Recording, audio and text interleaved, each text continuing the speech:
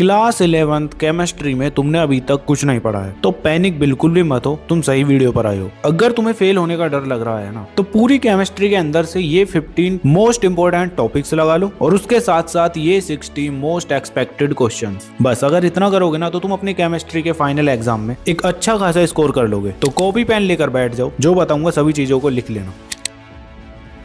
So hi everyone, this is Mukul Bhardwaj और आज की वीडियो में हम बात कर रहे होंगे क्लास 11th केमिस्ट्री के मोस्ट इंपोर्टेंट टॉपिक्स और मोस्ट एक्सपेक्टेड क्वेश्चंस की। उससे पहले तुम्हारी लास्ट मिनट डोमिनेशन स्ट्रेटजी जो तुम्हें केमिस्ट्री में फॉलो करनी है, जिसमें तुम्हारे 2 इंपोर्टेंट रूल्स होंगे। फर्स्ट है तुम्हारा don't try to complete whole syllabus. अब लास्ट टाइम पर बिगेस्ट मिस्टेक यही होती है कि तुम पूरे सिलेबस को लेकर बैठ रहे हो, जहाँ पे तुम्हारा एटीट्यूड रहता है कि सब पढ़ लूंगा। बट ऐसा तुम्हें बिल्कुल भी नहीं करना है, ये एकदम रॉन्ग वे है। तुम्हें बस हाई वेटेज टॉपिक्स देखने हैं, उनके न्यूमेरिकल्स, ऑर्गेनिक केमिस्ट्री की रिएक्शंस और रेपिटेटिव तुम्हारी थ्योरी, इनको अच्छे से तैयार करना है। बिकॉज पूरा सिलेबस कंप्लीट करने के चक्कर में तुम कहीं के भी नहीं रहोगे। इसीलिए तुम्हें ये 15 इंपोर्टेंट टॉपिक्स करने बहुत ज्यादा जरूरी हैं। कौन से अभी आगे बताऊंगा। उसके बाद रूल नंबर 2 है तुम्हारा आंसर राइटिंग के लिए। अब तुम्हारे आंसर में ये 4 चीजें होनी चाहिए। नंबर 1 है तुम्हारा अंडरलाइन कीवर्ड। सेकंड है तुम्हारा बॉक्स फाइनल आंसर, जैसे ही तुम्हारा आंसर आ जाता है उसके ऊपर बॉक्स बनाना। थर्ड है तुम्हारा draw NEET diagram for VSEPR। इस थ्योरी का तुम्हें डायग्राम बहुत अच्छे से बनाना आना चाहिए। उसके साथ साथ तुम्हें फोर्थ है step wise solution of numerical. Numerical को सॉल्व करने का तुम्हारा एकदम स्टेप वाइज सॉल्यूशन होना चाहिए। तुम्हारी कॉपी में ना तो कटिंग हो और ना ही उल्टा सीधा सीक्वेंस बिगड़ा हुआ होना चाहिए तुम्हारे आंसर का। ठीक है, बस ये चीज तुम्हें ध्यान रखनी है। मार्क्स तुम्हें खुद पे खुद मिलेंगे। तो 15 मोस्ट इंपोर्टेंट टॉपिक्स क्या है, चलो बताता हूँ। तो सबसे पहले स्टार्ट होता है तुम्हारा न्यूमेरिकल्स को डोमिनेट करने के लिए ये 5 टॉपिक्स तुम्हें करने ही करने हैं, जिसमें फर्स्ट है तुम्हारा मोल कॉन्सेप्ट। अब तुम्हें ये समझ नहीं आता तो थोड़ा बेसिक आइडिया दे देता हूँ। चलो इमेजिन करो तुम्हारे पास 12 एप्पल्स हैं। तो तुम्हें ऑलरेडी पता है तुम्हारे पास 12 एप्पल्स हैं, लेकिन केमिस्ट्री में एप्पल्स नहीं गिनते, हम गिनते हैं एटम्स। और प्रॉब्लम क्या है कि एटम्स इतने छोटे होते हैं कि उन्हें इंडिविजुअली देखा नहीं जा सकता, मतलब काउंट नहीं किया जा सकता। इसीलिए साइंटिस्ट ने एक शॉर्टकट बनाया था जो कि है मोल। अब तुम्हारा 1 मोल इज इक्वल टू होता है 6.022 into 10 to the power 23 particles. अब इसका फॉर्मूला तुम्हारा सिंपली होता है n is equal to mass upon molar mass. उसके साथ साथ तुम्हारा इसके अंदर लिमिटिंग रिएजेंट होता है। इसका सिंपल सा फंडा है, जिसके पास कम मोल्स होंगे ना रिएक्शन में, वो पहले खत्म होगा, बस सिंपल। और इसके साथ साथ तुम्हारा एम्पेरिकल फॉर्मूला भी आता है इसमें। तो एकदम अच्छे से तैयार करना है। इतना कर लोगे ये तुम्हारा पूरा टॉपिक अच्छे से कवर हो जाएगा। उसके बाद कौन से न्यूमेरिकल करने हैं वो भी आगे बताऊंगा तुम्हें। अब इसके बाद आता है तुम्हारा टॉपिक नंबर 2 हेज़ लॉ। ये तुम्हारा बहुत ही ज्यादा इंपॉर्टेंट है और सबसे सिंपल है। इसका मेन एग्जांपल समझो। तुम दिल्ली से आगरा जा रहे हो, सीधा जाओ या फिर मथुरा घूम के जाओ, डिस्टेंस सेम ही रहेगा। एग्जैक्टली तुम्हारा रिएक्शन में एनर्जी चेंज भी पाथ पे डिपेंड नहीं करता। इसका सिंपल सा तुम्हारा ये फॉर्मूला होने वाला है। इसी पे तुम्हारे न्यूमेरिकल्स पूछे जाएंगे। बस याद रखना रिवर्स रिएक्शन में तुम्हारा साइन चेंज होता है। ठीक है, इसके बाद आता है तुम्हारा third most important topic pH calculation, जिसके अंदर तुम्हें पीएच का मतलब एसिडिटी का स्केल होता है। अब ये तुमने ऑलरेडी 10th में पढ़ रखा है, तो इतना कोई हार्ड टॉपिक नहीं है। इस पे तुम्हारे न्यूमेरिकल्स आएंगे, उनको कैसे सॉल्व करना है उसके लिए तुम्हारे ये कुछ फॉर्मूला है। और याद रखना तुम्हारा सिंपल रूल है कि स्ट्रॉन्ग एसिड होता है उसका लो पीएच होगा और जो स्ट्रॉन्ग बेस होता है उसका हाई पीएच होगा। ठीक है, जब डिटेल में पढ़ोगे तो अच्छे से समझ जाओगे। ये टॉपिक भी तुम्हारा बहुत ज्यादा इंपॉर्टेंट है। इसके बाद आता है तुम्हारा फोर्थ टॉपिक इक्विलिब्रियम। अब इसके अंदर इमेजिन करो 2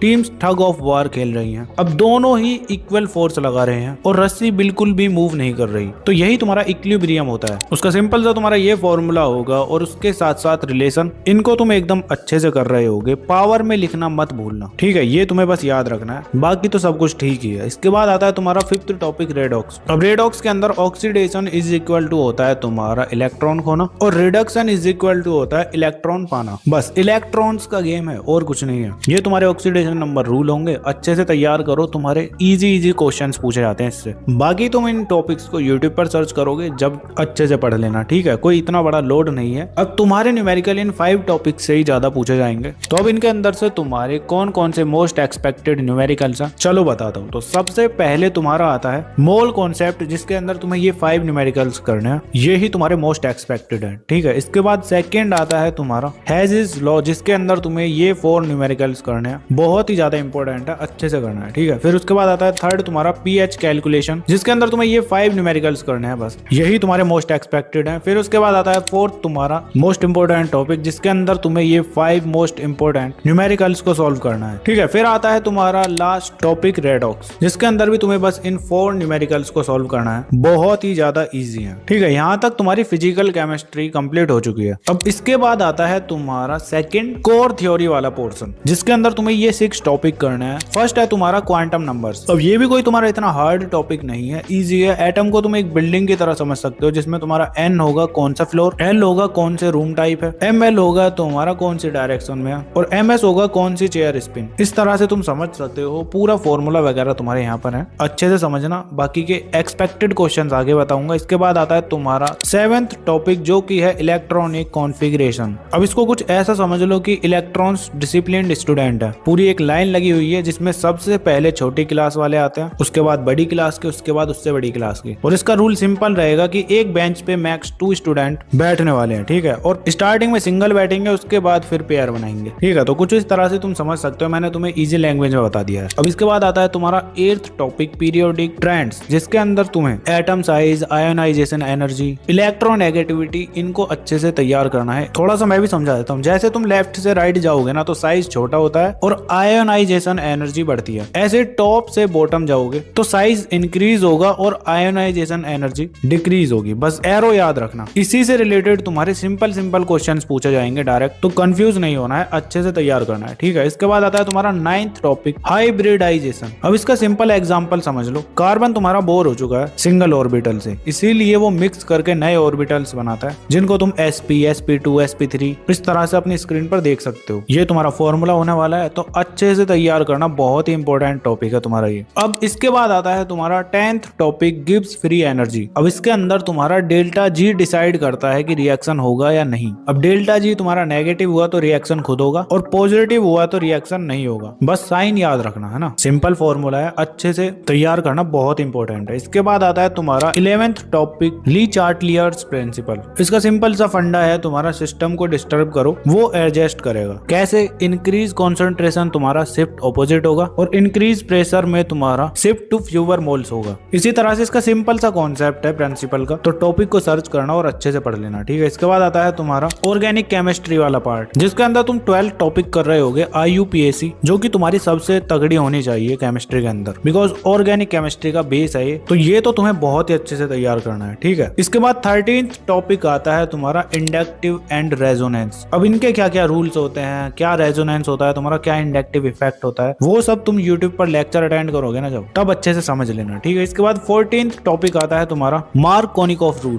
इसको भी तुम्हें एकदम अच्छे से तैयार करना है, बहुत ज्यादा इंपॉर्टेंट है, भर भर के क्वेश्चंस पूछे जाते हैं। इसके बाद आता है तुम्हारा 15th टॉपिक, बेंजीन रिएक्शंस। अब तुम्हारी बेंजीन की जितनी भी रिएक्शंस होती है ना, इलेक्ट्रोफाइल सब्स्टिट्यूशन और उनके मैकेनिज्म, उनको तुम्हें एकदम अच्छे से तैयार करना है। बाकी अब जो तुम्हारे मोस्ट एक्सपेक्टेड क्वेश्चंस बच जाते हैं, तो तुम कुछ इस तरह से उनकी PDF को टेलीग्राम से ले रहे होगे, you can learn it search करना, तुम्हें ये पूरी प्रॉपर PDF मिल जाएगी। इन क्वेश्चंस की बस तुम्हें प्रैक्टिस करनी है और चले जाना है एग्जाम देने के लिए। बाकी जितने भी टॉपिक्स बताए उनको यूट्यूब पर सर्च करना और अच्छे से समझ लेना। ठीक है, बस इतना ही करना है और कुछ नहीं है। फिजिक्स के लिए ऑलरेडी मैंने वीडियो अपलोड कर रखी है, अगर नहीं देखी है तो जाके देख लेना। वीडियो पर अभी तक बने हुए हो तो कमेंट कर देना RIP केमिस्ट्री। बाकी चलो फिर मिलते हैं नेक्स्ट वीडियो में, तब तक के लिए keep learning, keep studying and keep smiling.